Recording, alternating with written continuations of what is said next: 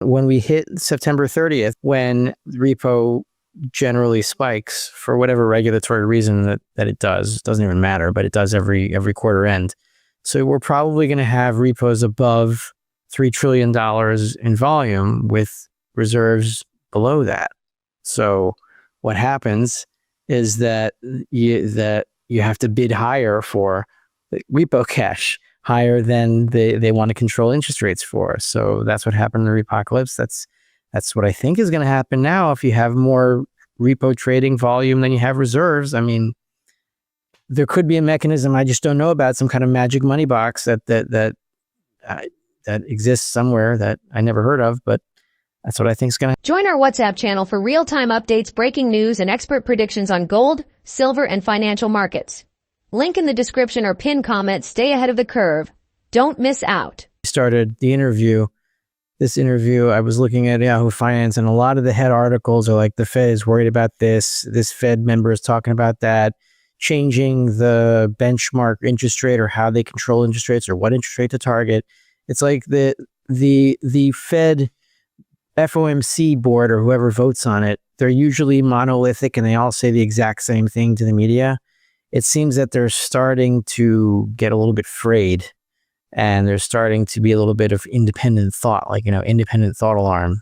Everybody start worrying about the dollar. Like, when the dollar is run by a bunch of central bankers that have different ideas and they're all getting nervous, then that's when the dollar is shaky. It's it's a coincident indicator. It's not leading or lagging. It's like when the central bankers get nervous, the dollar is getting a little bit shaky. And if you want to do an interesting research project, I've done this before. Look into the Federal Reserve website, and they have old transcripts from the 1970s and early 1980.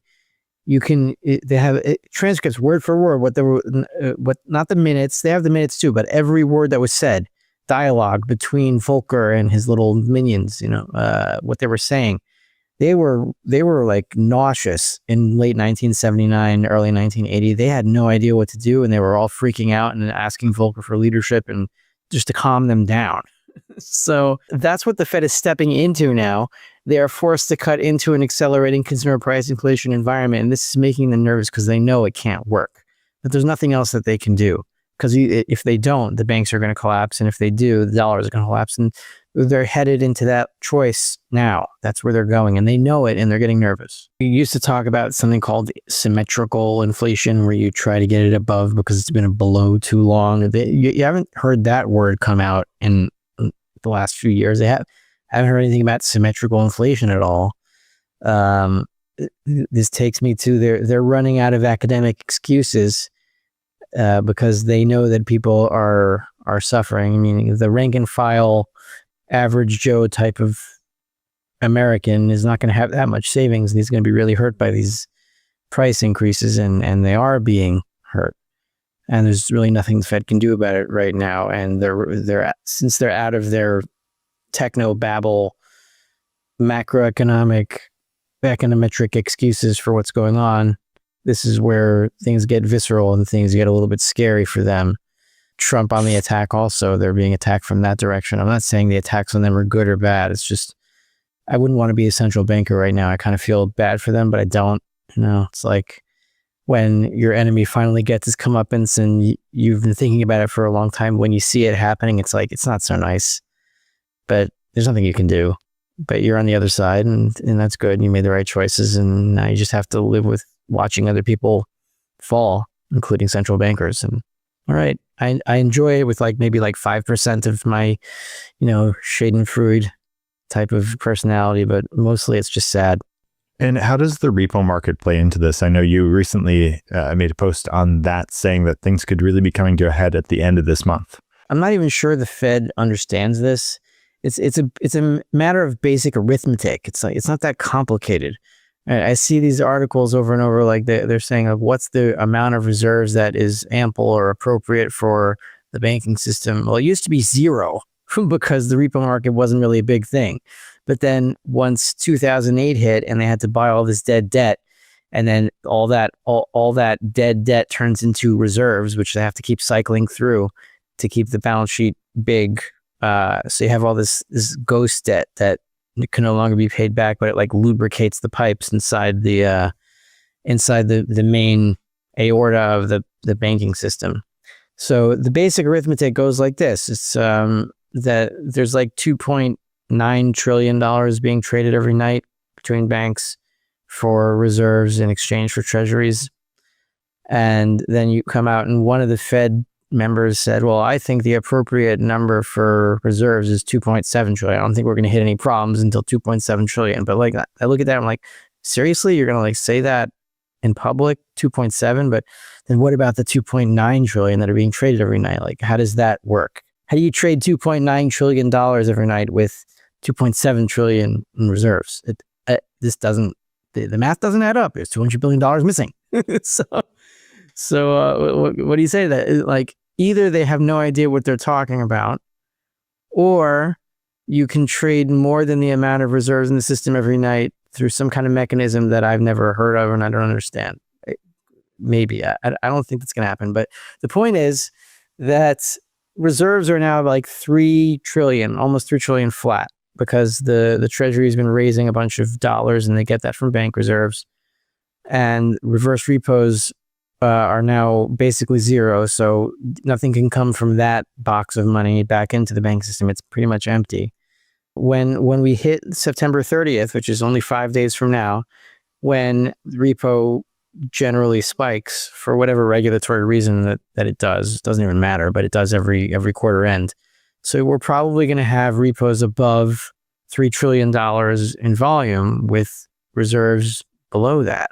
So what happens is that you have to bid higher for repo cash, higher than they want to control interest rates for. So that's what happened in the repocalypse. That's what I think is going to happen now. If you have more repo trading volume than you have reserves, I mean, there could be a mechanism I just don't know about, some kind of magic money box that exists somewhere that I never heard of, but that's what I think is going to happen. I think interest rates are going to go up next week. Farber's point is clear. The math doesn't add up. The Fed claims reserves are adequate at $2.7 trillion, yet $2.9 trillion trades nightly in the repo market, leaving a $200 billion shortfall that officials openly acknowledge. With volume outstripping reserves, cash is bid higher, pushing rates beyond the Fed's control. The same setup that triggered the 2019 repo spike, only now the buffer is gone. Reverse repos are drained, Treasury issuance is relentless, and reserves keep shrinking. Farber argues this exposes the Fed's desperation.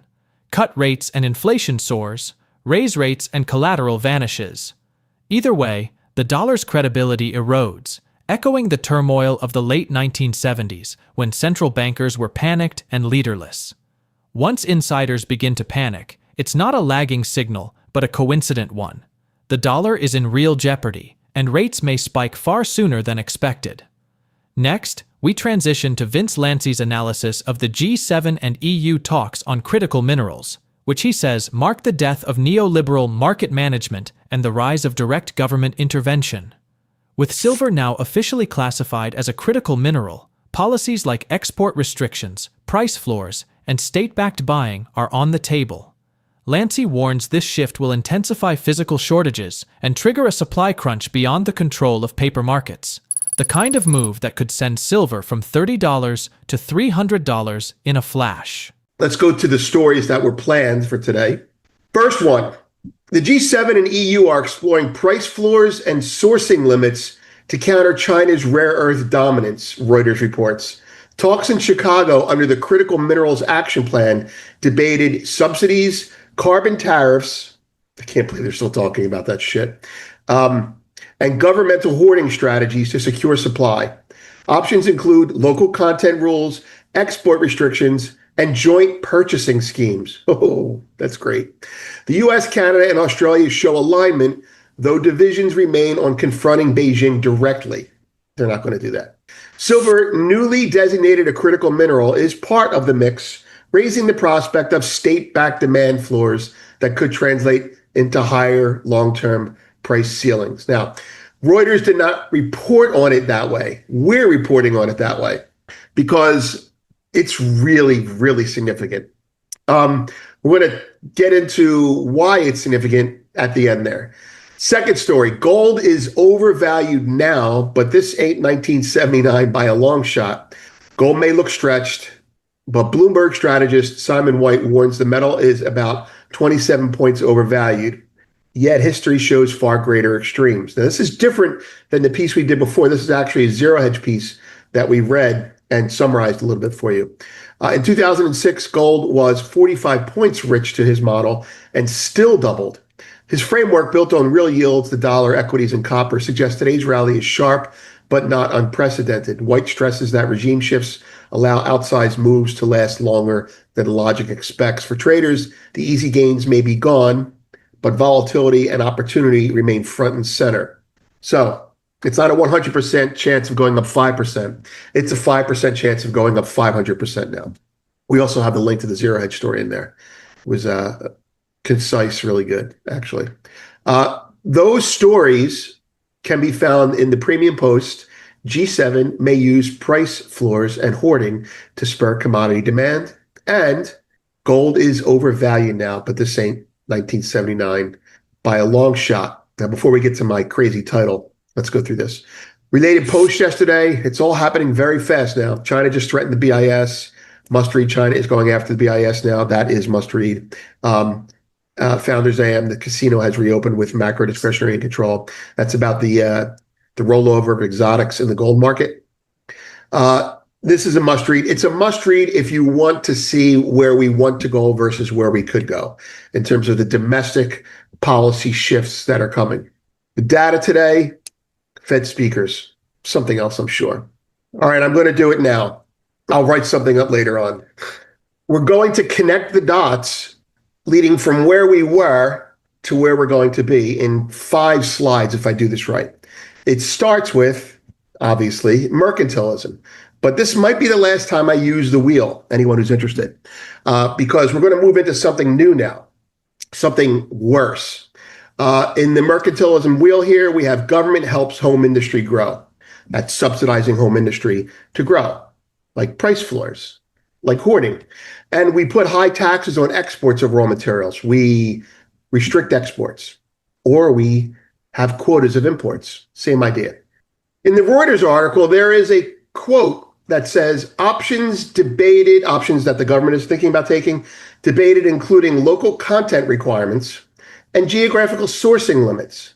Officials also discussed establishing government-backed price floors, a system already tested by the United States. Talk to the goddess of grain. That's soybeans and wheat and corn, to incentivize domestic production. So from mercantilism, you see, using government speak, applications of it. Next, here's that quote with the key government speak lines underlined.